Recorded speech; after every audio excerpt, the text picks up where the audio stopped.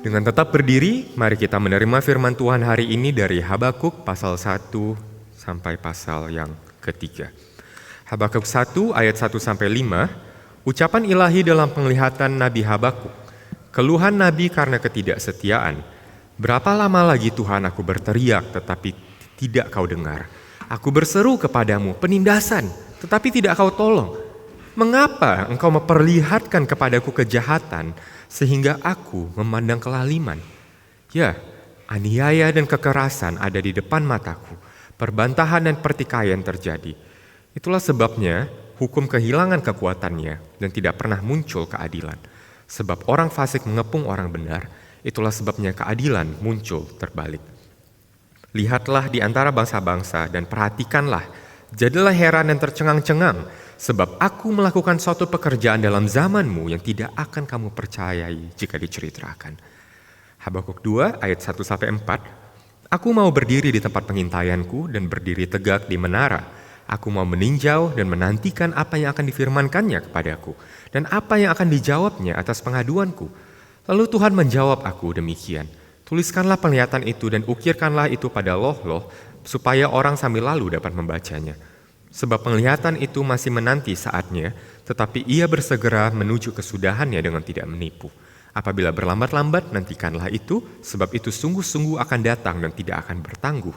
Sesungguhnya orang yang membusungkan dada tidak lurus hatinya, tetapi orang yang benar akan hidup oleh percayanya. But the righteous shall live by faith. Habakuk 3 ayat 16-19, ketika aku mendengarnya gemetarlah hatiku, mendengar bunyinya menggigillah bibirku. Tulang-tulangku seakan-akan kemasukan sengal dan aku gemetar di tempat aku berdiri. Namun dengan tenang akan kunantikan hari kesusahan yang akan mendatangi bangsa yang bergerombolan menyerang kami. Sekalipun pohon ara tidak berbunga, pohon anggur tidak berbuah, hasil pohon zaitun mengecewakan. Sekalipun ladang-ladang tidak menghasilkan bahan makanan, kambing domba terhalau dari kurungan dan tidak ada lembu sapi dalam kandang. Namun aku akan bersorak-sorak di dalam Tuhan, beria-ria di dalam Allah yang menyelamatkan aku. Allah Tuhanku itu kekuatanku, Ia membuat kakiku seperti kaki rusa, Ia membiarkan aku berjejak di bukit-bukitku. Demikian firman Tuhan. Selamat siang, silakan duduk saudara. Senang sekali bisa kembali dan bersama dengan saudara di rumah Tuhan hari ini. Kalau saudara lupa, nama saya Jevon, saya adalah salah satu pastor di ICC. Dan jika ini minggu pertama, kedua atau kelima Anda di sini, mungkin ini pertama kali kita berjumpa. Dan izinkan saya menyambut saudara setelah ibadah selesai. Saudara, kita ada di tengah seri khotbah Gospel Discipleship in the Minor Prophets. Dalam seri ini kita membahas bagian-bagian dari kitab-kitab Minor Prophets yang dapat membantu kita bertumbuh dewasa sebagai murid Kristus. Untuk bertumbuh di dalam Kristus, kita perlu belajar bagaimana menerapkan Injil dalam kehidupan sehari-hari. Dalam keputusan kita, hubungan kita, dan tentunya dalam pergumulan-pergumulan emosional kita juga. Dan hari ini kita akan berfokus pada satu bagian pemuritan yang penting namun sering diabaikan, yaitu memproses rasa sakit, rasa kehilangan, penderitaan kita melalui meratap di hadapan Tuhan. Saudara, mengapa kita perlu meratap?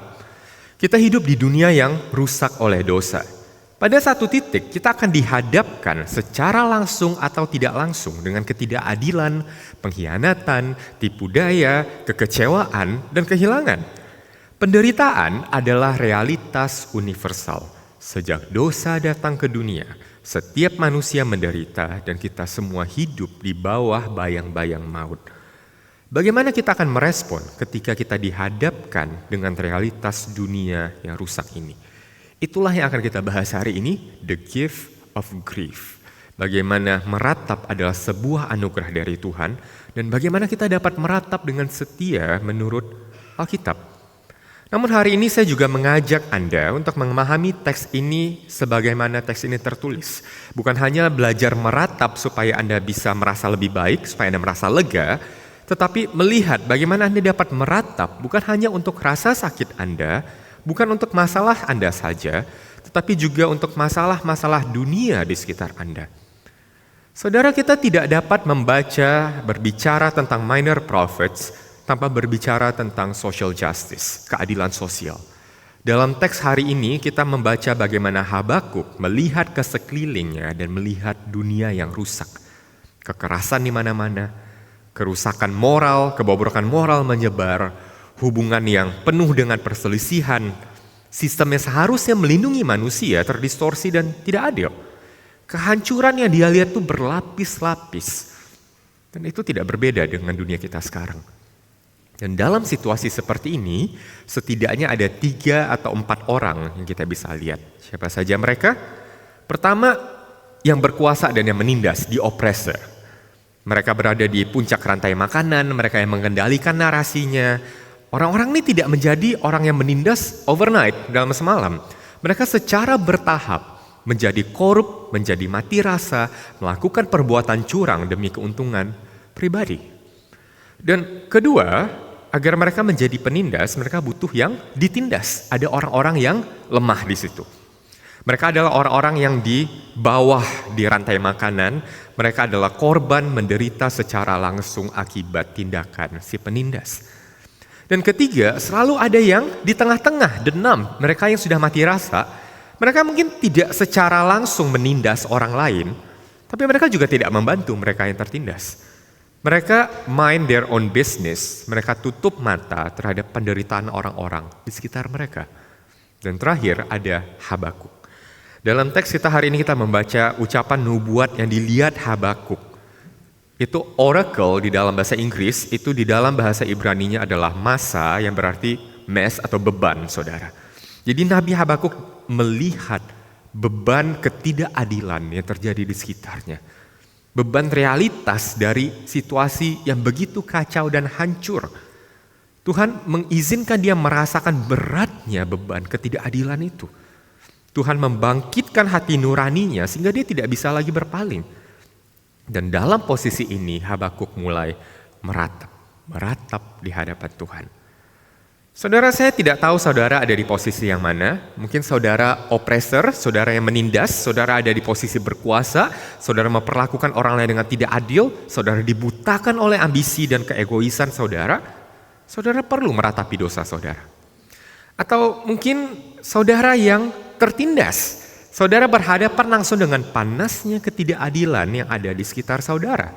Dan saudara terpaksa meratap karena saudara sengsara. Atau saudara orangnya di tengah-tengah, saudara baik-baik saja, saudara tinggal di kota paling nyaman nomor 4 di planet bumi, saudara tinggal di negara dengan 10 negara gaji tertinggi di seluruh dunia, saudara hidup di budaya yang santai, work-life balance, dan saudara menutup mata terhadap penderitaan dan ketidakadilan yang ada di dunia ini. Saudaranya mind your own business. Sibuk membangun diri Anda sendiri, hidup Anda sendiri, dan Anda mati rasa terhadap realitas dunia yang rusak.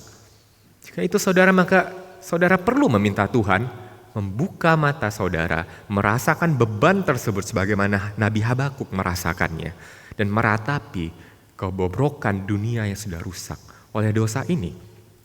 Atau mungkin Anda sudah seperti Nabi Habakuk, Anda melihat ketidakadilan, perlakuan yang tidak adil terhadap orang-orang di sekitar Anda. Anda merasakan kehancuran, kebobrokan yang begitu luar biasa.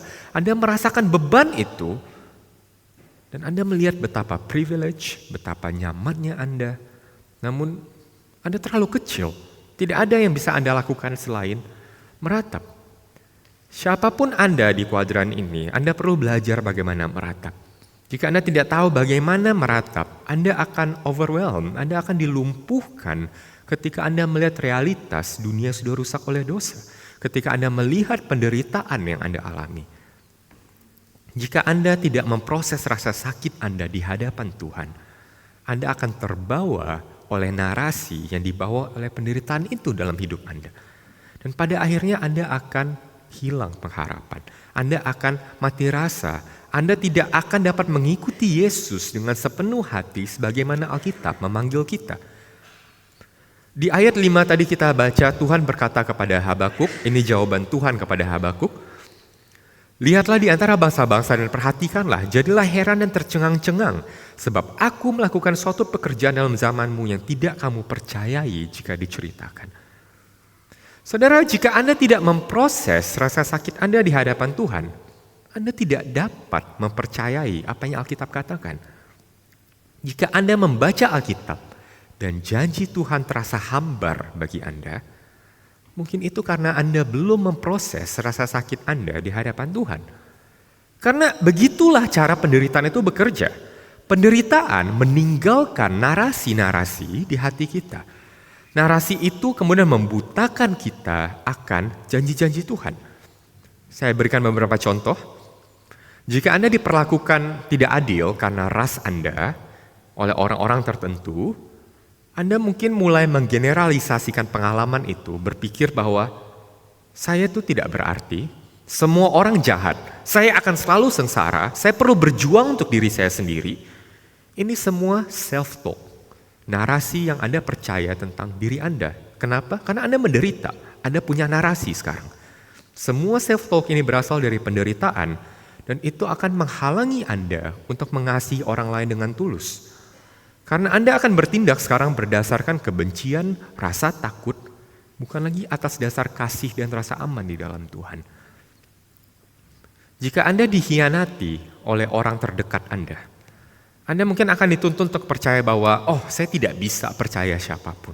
Semuanya sama. Saya harus melindungi diri saya sendiri. Dan akibatnya apa? Saudara tidak bisa punya pertemanan atau hubungan yang bermakna. Saudara mati rasa, saudara penuh ketakutan, dan saudara ketika pun saudara mulai membangun hubungan atau pertemanan, dasarnya apa? Rasa takut dan rasa pahit. Anda tidak akan bisa mengasihi sepenuh hati sebagaimana Kristus telah mengasihi Anda dan memanggil Anda untuk mengasihi sesama. Jika Anda pernah dipandang sebelah mata karena Anda kurang kaya gitu saudara, Anda tidak sekaya orang lain mungkin, Anda mungkin akan dituntun untuk percaya, kecuali saya punya banyak uang, orang-orang tidak akan peduli dan menghargai saya. Akhirnya apa? Anda bekerja sangat keras, lakukan apa saja, tinggalkan banyak hal, telantarkan banyak hal, supaya Anda bisa menghasilkan lebih banyak uang, supaya Anda dihormati dan dihargai oleh orang lain. Penderitaan mungkin tidak secara langsung menyebabkan Anda berdosa, tapi penderitaan Anda sedikit banyak membentuk cara Anda berdosa dan membutakan Anda terhadap janji Tuhan dan menghalangi Anda untuk melakukan apa yang Kristus panggil kita untuk lakukan sebagai murid-murid Kristus. Penderitaan memberi Anda sebuah narasi. Tidak ada yang bisa dipercaya. Saya harus melindungi diri saya sendiri. Saya perlu menghasilkan uang lebih banyak atau saya bukan siapa-siapa. Saya tidak akan pernah merasa aman. Saya tidak akan pernah cukup. Ya inilah hidup. Saudara, jika ini tidak diproses, narasi itu akan menghalangi Anda untuk mengikuti Yesus. Untuk mempercayai apa yang Alkitab katakan. Untuk memiliki pengharapan kepada Tuhan. Itu menjadi lensa yang Anda pakai untuk menafsirkan segala sesuatu dalam hidup Anda. Itu menjadi tameng yang Anda bawa kemana-mana. Itu akhirnya menjadi sesuatu yang memenjarakan Anda. Narasi di mana Anda terjebak di dalamnya. Meratap juga bukan sebuah proses yang gampang. Itu sebuah proses yang bertentangan dengan intuisi manusia. Mengapa saudara? Satu hal karena budaya. Dalam beberapa budaya, meratap atau menangis itu tabu. Itu dianggap lemah. Pesan yang kita sering dengar, kamu harus kuat. Jangan rasakan sakitnya, ignore aja, minimalkan rasa sakitnya, maksimalkan performance kamu. Karena it's a performing culture. Bagian lain juga memproses penderitaan itu secara alami sakit, saudara. Anda harus merasakan setiap rasa sakit yang penderitaan itu bawa. Itu seperti mengobati luka yang dalam. Kita lebih suka tidak melakukannya, kita lebih suka tutup diri kita, shut down secara emosional, matikan rasanya, kita kubur rasa sakit kita dengan pekerjaan, kesibukan, entertainment, kehidupan sosial. Dan kita berpikir jika kita abaikan saja, rasa sakitnya lama-lama akan hilang, let the time heals. Dan sering waktu pola ini justru membuat kita paralyzed, lumpuh, mati rasa terhadap kehancuran dunia, mati rasa terhadap penderitaan terhadap hati kita sendiri.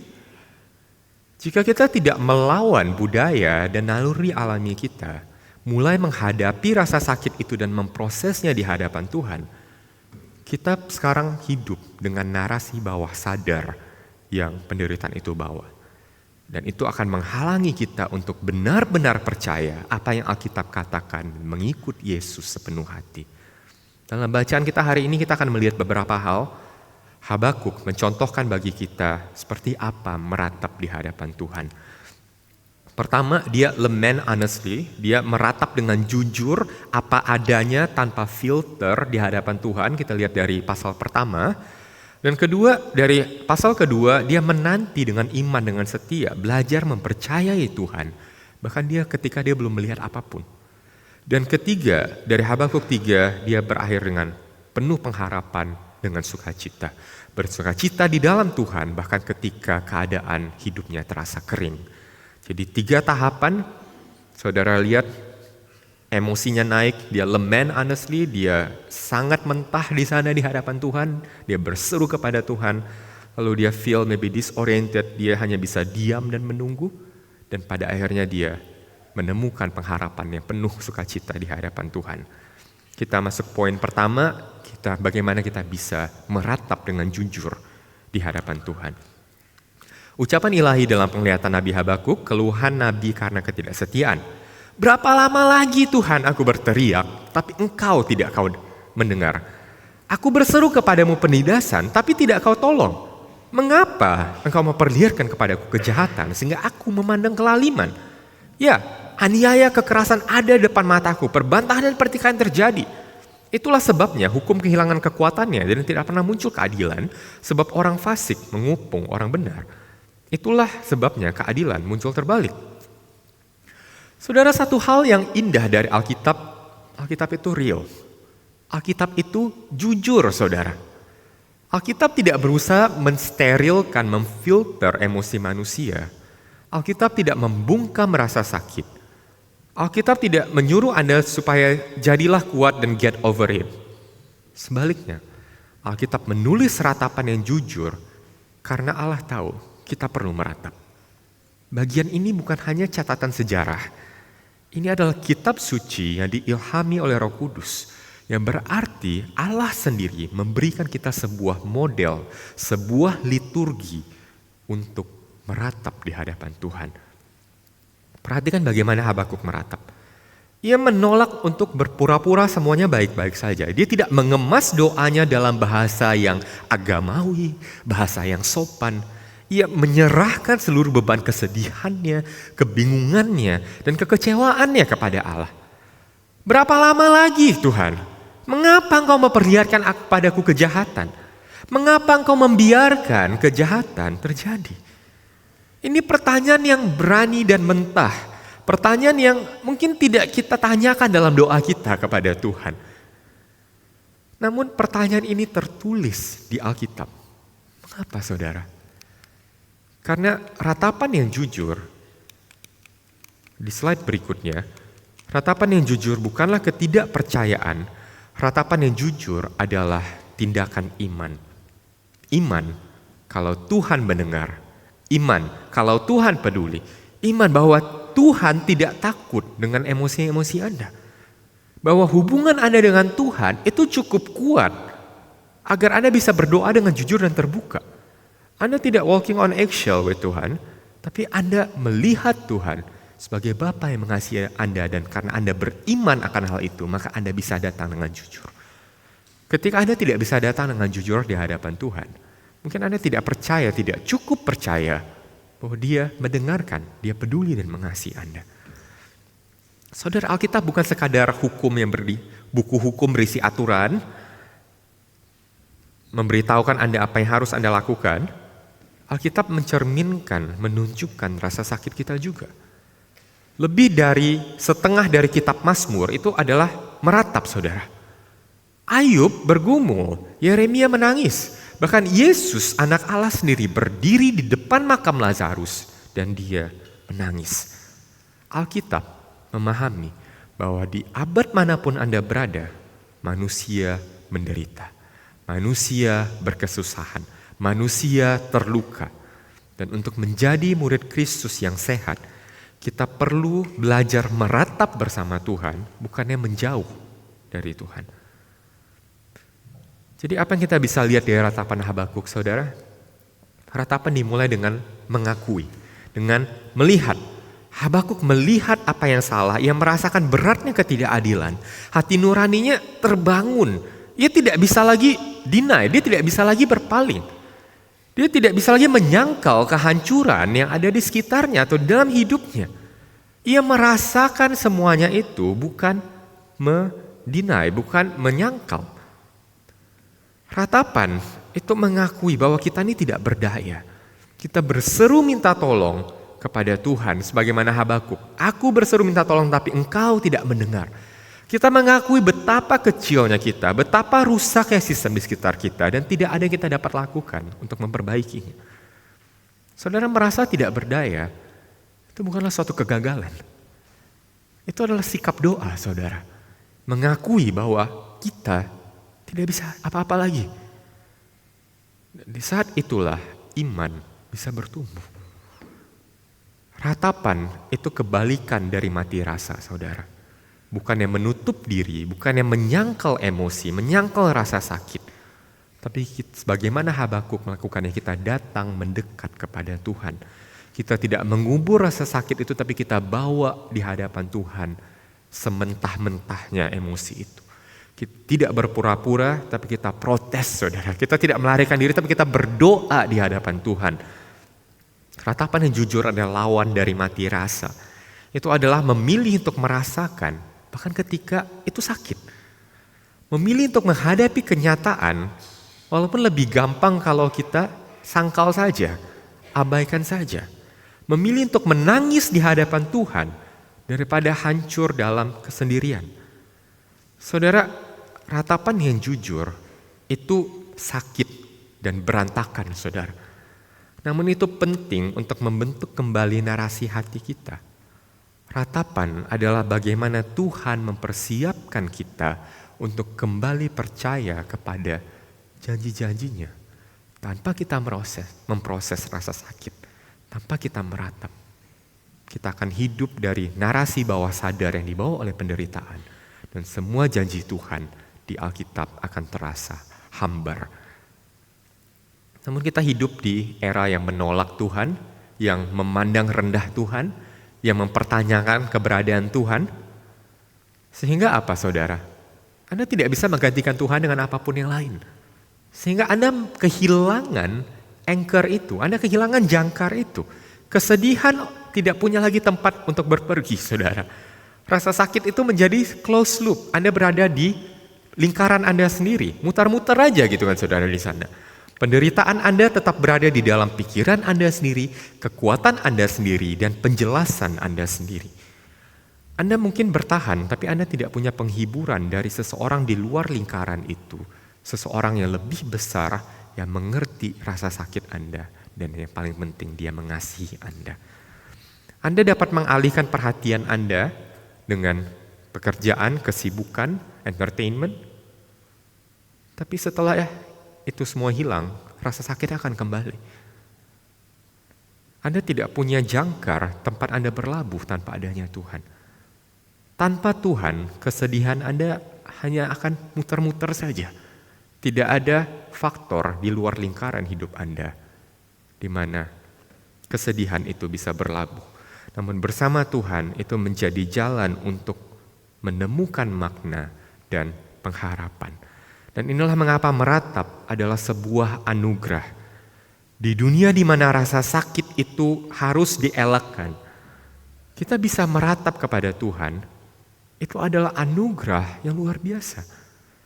Di dunia yang menolak Tuhan dan mati rasa terhadap penderitaan, kesedihan menjadi peratapan, menjadi sebuah tempat yang sakral, di mana kita diizinkan untuk merasakan rasa sakit itu tanpa dihakimi. Kita bisa melihat, engage rasa sakit itu tanpa menyangkal, dan kita bisa membawa pergumulan terdalam kita kepada Dia yang sanggup bukan hanya menghilangkan, tapi menebus penderitaan kita. Saat kita meratap, kita memandang kembali kepada Yesus. Yesus yang mengundang kita yang letih, yang menanggung kesedihan kita, menyambut air mata kita, mendengarkan tangisan kita, yang lemah lembut terhadap mereka yang patah hati. Ketika Anda tahu ada Bapa yang mengasihi Anda. Ketika Anda tahu ada juru selamat yang pernah hadir di dunia ini menghirup debu yang sama dan dia tahu apa itu rasa sakit. Dia mengerti rasa sakit Anda. Ketika Anda tahu Roh Kudus bekerja dalam kelemahan Anda dan berdoa di dalam keluhan-keluhan yang tidak terucapkan. Anda tahu, Anda bisa datang dengan jujur. Saudara, penderitaan adalah pengalaman yang sangat sepi. Kenapa? Tidak ada yang tahu rasa sakit Anda. Tidak ada yang benar-benar mengerti penderitaan pergumulan yang Anda alami. Namun berita baiknya, Tuhan itu sendiri yang menciptakan Anda, yang datang ke dunia ini. Dia tahu. Dia menderita dengan berbagai cara. Dia dicobai dengan berbagai cara, namun ia tidak berdosa. Karena itu kita bersyukur kita punya Imam Agung yang mengenal setiap kelemahan kita. Dan kita bisa datang ke tahta kasih karunia Tuhan dengan mentah, dengan apa adanya. Tidak perlu di sugarcoat, tapi semuanya itu ada karena Yesus Kristus kita bisa dipulihkan. Lalu apa yang terjadi saudara setelah Habakuk emosinya mungkin naik di sini, dia berteriak, berseru kepada Tuhan. Dia turun ke bawah, dia menanti dengan iman saudara. Wait faithful, kita lihat di pasal 2. Aku mau berdiri di tempat pengintaianku dan berdiri tegak di menara. Aku mau meninjau dan menantikan apa yang akan difirmankannya kepadaku dan apa yang akan dijawabnya atas pengaduanku. Lalu Tuhan menjawab aku demikian, tuliskanlah penglihatan itu dan ukirkanlah itu pada loh-loh, supaya orang sambil lalu dapat membacanya. Sebab penglihatan itu masih menanti saatnya, tetapi ia bersegera menuju kesudahannya dengan tidak menipu. Apabila berlambat-lambat nantikanlah itu, sebab itu sungguh-sungguh akan datang dan tidak akan bertangguh. Sesungguhnya orang yang membusungkan dada tidak lurus hatinya, tetapi orang yang benar itu akan hidup oleh percayanya. Dalam bahasa Inggris, but the righteous shall live by faith.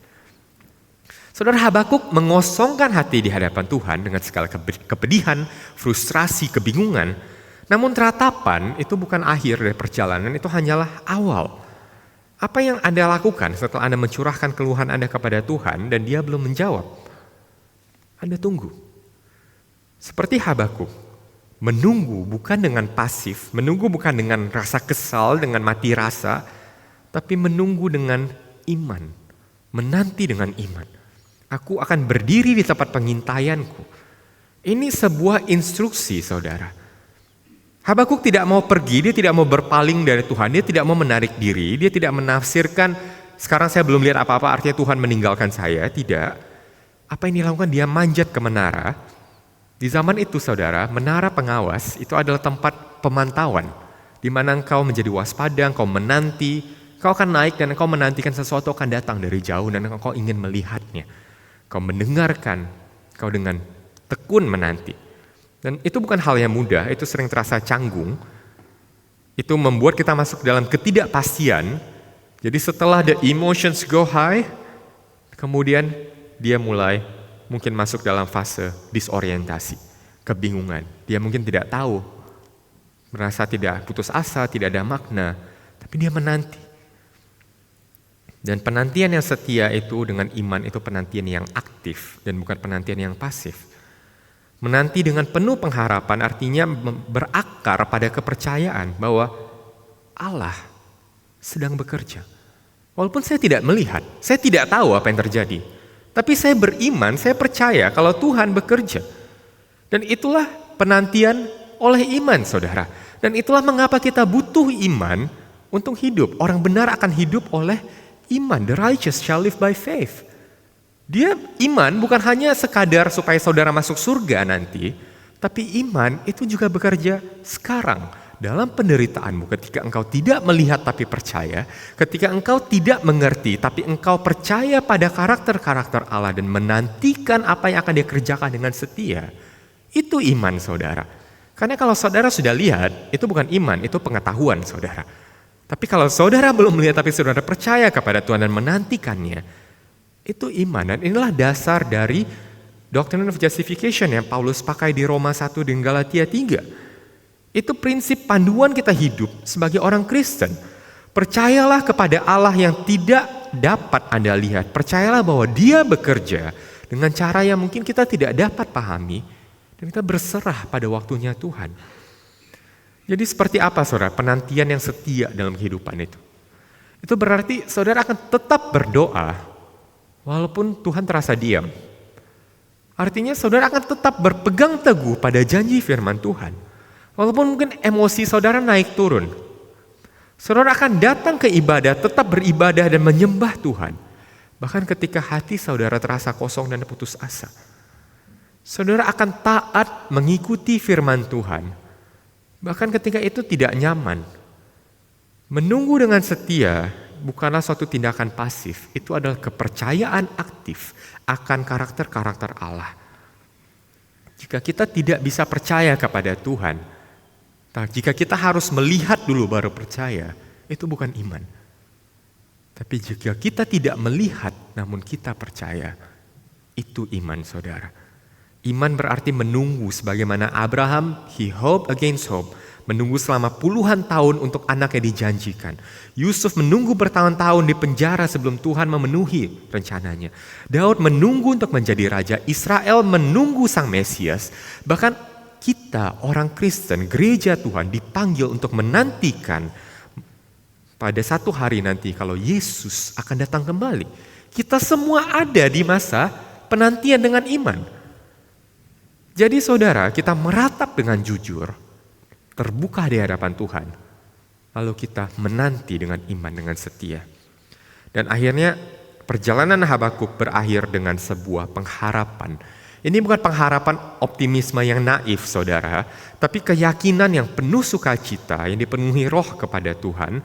Dalam Habakuk 3 kita akan lihat hal ini, saya akan bacakan dari ayat 16-19 di slide berikutnya. Ketika aku mendengarnya, gemetarlah hatiku mendengar bunyinya, menggigilah bibirku, tulang-tulangku seakan-akan kemasukan sengal, dan aku gemetar di tempat aku berdiri. Namun dengan tenang akan ku nantikan hari kesusahan yang akan mendatangi bangsa yang bergerombolan menyerang kami. Perhatikan ayat 17 saudara. Sekalipun pohon ara tidak berbunga, pohon anggur tidak berbuah, hasil pohon zaitun mengecewakan. Sekalipun ladang-ladang tidak menghasilkan bahan makanan, kambing domba terhalau dari kurungan dan tidak ada lembu sapi di dalam kandang. Ingat, mereka adalah masyarakat agraria. Artinya nothing goes right. Semuanya kacau, tidak ada yang menghasilkan. Namun apa yang Habakuk katakan di ayat 18? Namun aku akan bersorak-sorak di dalam Tuhan, beria-ria di dalam Allah yang menyelamatkan aku. Allah Tuhanku itu kekuatanku, yang membuat kakiku seperti kaki rusa, yang membiarkan aku berjejak di bukit-bukitku. Saudara, bagaimana ini mungkin? Nothing goes right. Tapi dia bersorak-sorak, beria-ria di hadapan Tuhan. Bagaimana Anda bisa bersuka cita ketika segala sesuatu falling apart? Saudara, Tim Keller mengatakan sesuatu seperti ini. Agar seseorang dapat mengalami sukacita ketika segala sesuatu itu berantakan, orang tersebut harus terhubung dengan kebaikan Tuhan sendiri. Bukan hanya kebaikan yang kita dapat simpulkan dari berkat-berkat Tuhan, tapi kebaikan Tuhan sebagai karakter Allah itu sendiri. Siapa itu Tuhan? Saudara, kita terlalu sering menyamakan harapan, menyamakan berkat itu dengan apa yang kita terima dalam hidup. Kalau seandainya kita dapat apa yang kita doakan, Tuhan itu baik. Kalau tidak, ya Tuhan biasa saja. Artinya apa? Kebaikan Tuhan masih diinterpretasikan sebatas berkat-berkatnya. Masih disimpulkan sebatas apa yang kita alami. Namun Alkitab berkata Tuhan itu baik. Dia senantiasa baik dalam kondisi apapun, dalam situasi apapun. Dialah kebaikan, dialah sumber kebaikan, the source of all good gift yang kita terima dalam hidup. Itu dua hal yang berbeda. Antara engkau mengatakan Tuhan baik karena kondisimu baik, dan engkau mengatakan Tuhan baik karena Dia benar-benar baik, karena Dialah kebaikan. Tanpa engkau mengalami hal itu, tanpa engkau bisa melihat kebaikan Tuhan karena itu adalah karakternya, kau tidak akan bisa bersuka cita dalam penderitaan. Kau tidak akan bisa bersuka cita sampai keadaanmu baik, kau baru bisa bersuka cita.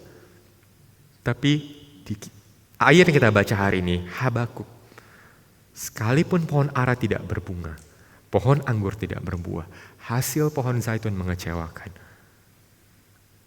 aku akan bersorak-sorak di dalam Tuhan, beria-ria di dalam Allah yang menyelamatkan aku.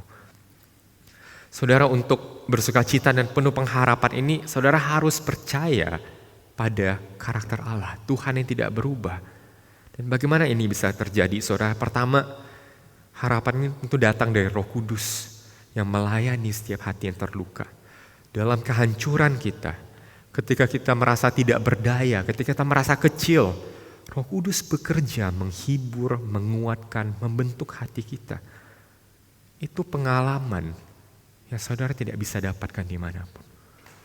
Saudara bisa punya hidup yang datar, mungkin bahagia ada di atas ini, tapi engkau tidak akan tahu kebahagiaan yang paling dalam sampai engkau berada di titik terbawah di hidupmu dan engkau merasakan Roh Kudus melayani hatimu yang terluka.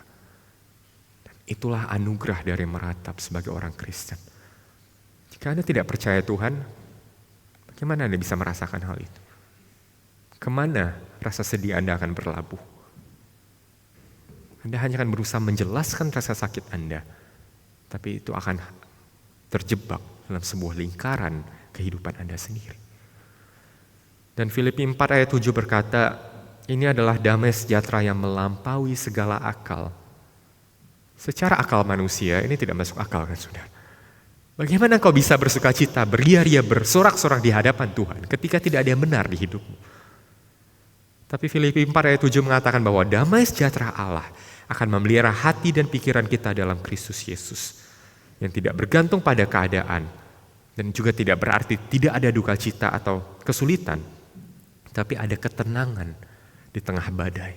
Ketenangan yang berakar dari mengenal Tuhan, beriman bahwa Dia adalah Allah yang baik, bersandar pada kebaikannya, percaya pada kedaulatannya bahkan ketika duniamu runtuh dan kau tidak punya apapun untuk melandaskan kepercayaanmu itu.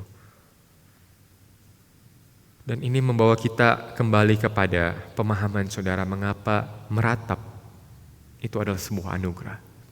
Meratap itu sakit. Tapi meratap membuka mata kita untuk melihat dunia, untuk melihat Tuhan, mengalami Tuhan dengan lebih jelas. Kita tidak menyingkirkan saudara rasa sakit itu. Kita tidak berpura-pura kita baik-baik saja. Kita tidak menyembunyikan diri kita dari karya Roh Kudus. Tapi kita meratap dengan jujur, dengan terbuka, dengan mentah di hadapan Tuhan. Dan kita menanti dengan setia, mempersiapkan hati kita untuk kembali bersuka cita, berharap di dalam Tuhan. Melalui ratapan, hati kita terbuka untuk Tuhan, untuk Roh Kudus bisa menghibur kita, bisa memurnikan kita dan merasakan sukacitanya. Karena itu Habakuk menyatakan, namun aku akan bersorak-sorak di dalam Tuhan, beria-ria di dalam Tuhan yang menyelamatkan aku. Allah Tuhanku itu kekuatanku, yang membuat kakiku seperti kaki rusa, yang membiarkan aku berjejak di bukit-bukitku. Harapan yang teguh menghadapi penderitaan itu hanya bisa ditemukan ketika kita bersandar kepada Tuhan, bukan melihat situasi saudara, tapi kita memperoleh kedamaian itu dari Roh Kudus. Dan akhir dari anugerah meratap itu adalah kita dipersiapkan untuk mengalami Tuhan dan mengizinkan Tuhan menulis ulang kembali narasi hidup kita dan membantu kita mempercayai janji-janji Tuhan yang diberikan kepada kita di Alkitab. Sampai suatu hari nanti kita akan lihat saudara bahwa juru selamat kita Yesus Kristus akan datang kembali. Dan Alkitab berkata Dia akan menghapus segala air mata. Maut tidak akan ada lagi. Tidak akan ada lagi ratapan, tangisan, duka, dan dosa. Karena yang lama telah berlalu dan yang baru itu sudah datang. Tanpa kita meratap di hadapan Tuhan, tanpa kita menanti janji Tuhan dan melihat ke depan bagaimana Yesus akan datang kembali dan percaya janji itu bahwa Ia akan menghapus air mata itu dari mata kita. Kita tidak bisa menjalani hidup ini sebagai murid Kristus yang percaya dan mengikuti apa yang Alkitab katakan. Berikut beberapa pertanyaan refleksi untuk kita hari ini, saudara. Rasa sakit ketidakadilan atau kekecewaan apa yang selama ini Anda abaikan, remehkan, atau mati rasa? Dan apa yang mungkin Tuhan undang Anda hari ini untuk sampaikan dengan jujur di hadapannya? Ini proses yang sakit, saudara. Tapi kita bisa datang dengan jujur kepada Tuhan. Dan di mana kita perlu berhenti untuk menuntut kejelasan, untuk menuntut saya harus tahu dulu semuanya, saya harus paham rencana Tuhan. Dan sebaliknya kita berdiri tegak di menara itu. Kita menantikan Tuhan dan melihat apa yang sedang Dia lakukan. Dan ketiga, apa artinya mengalami Tuhan itu sendiri? Bukan hanya berkat-berkat-Nya dan membiarkan Roh Kudus mengubah duka Anda menjadi sukacita dan keyakinan yang lebih dalam di hadapan Tuhan. Mari kita berdoa.